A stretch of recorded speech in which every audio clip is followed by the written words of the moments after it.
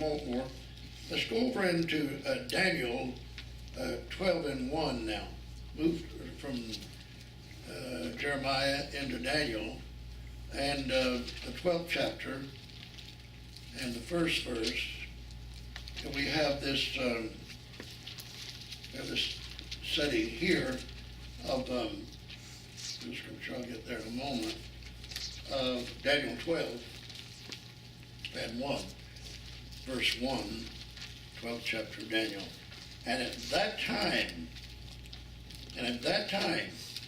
shall Michael stand up. Now Michael, this is where we depart from the church world teaching on Michael. The church world teaches that Michael was the name of the prince of the angels, or that is, the chosen angels of God, that Michael was that one of those angels.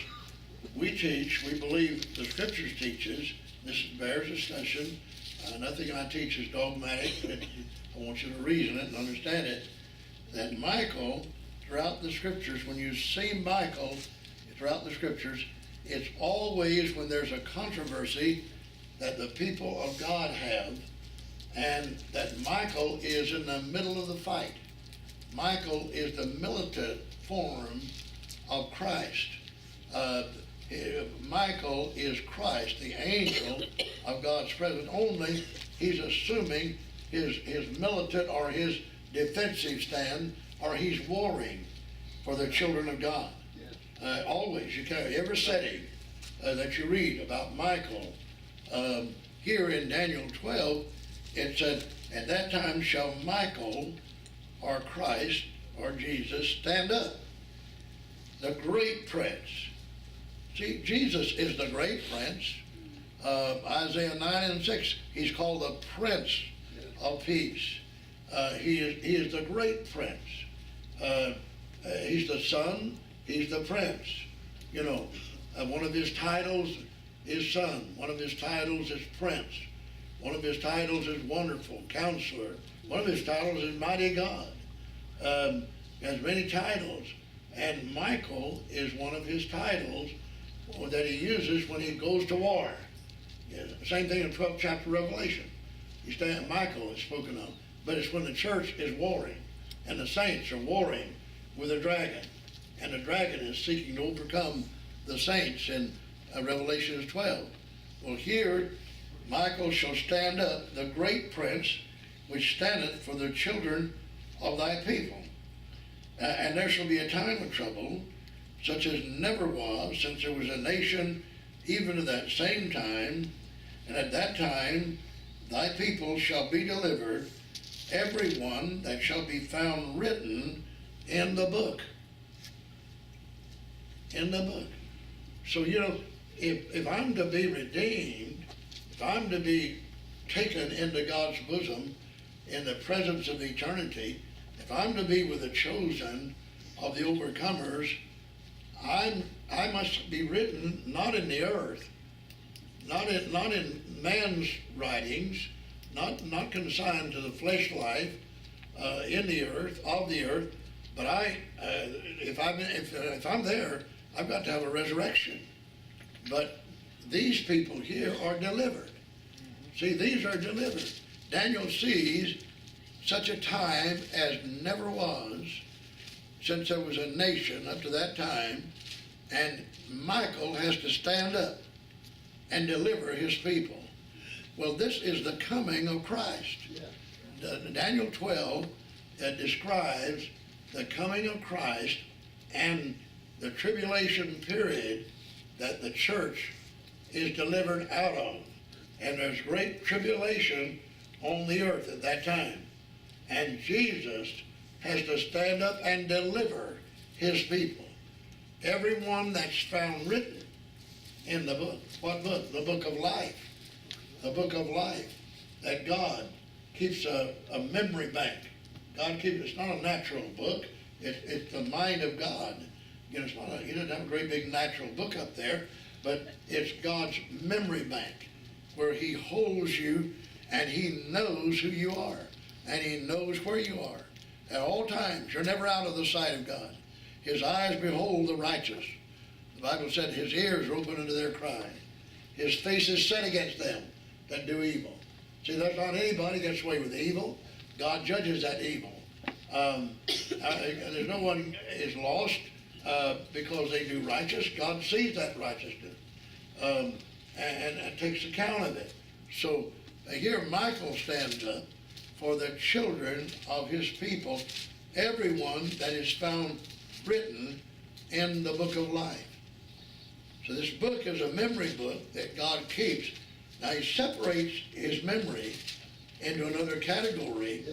And let's look at that for a moment, because that's very important too, that the book of remembrance, because God had a lot of people in the book of remembrance, and God has a lot of people in the book of remembrance now. But in the Old Testament, in the book of Malachi, the last prophet before the silence of the 400 years between the Old Testament and the New Testament. There's 400 years silence between Malachi and Matthew. But he said in chapter 3, let's go down to verse 16, chapter 3 of Malachi. Then they that feared the Lord. See, there's qualifications. Then they that feared the Lord spake often one to another.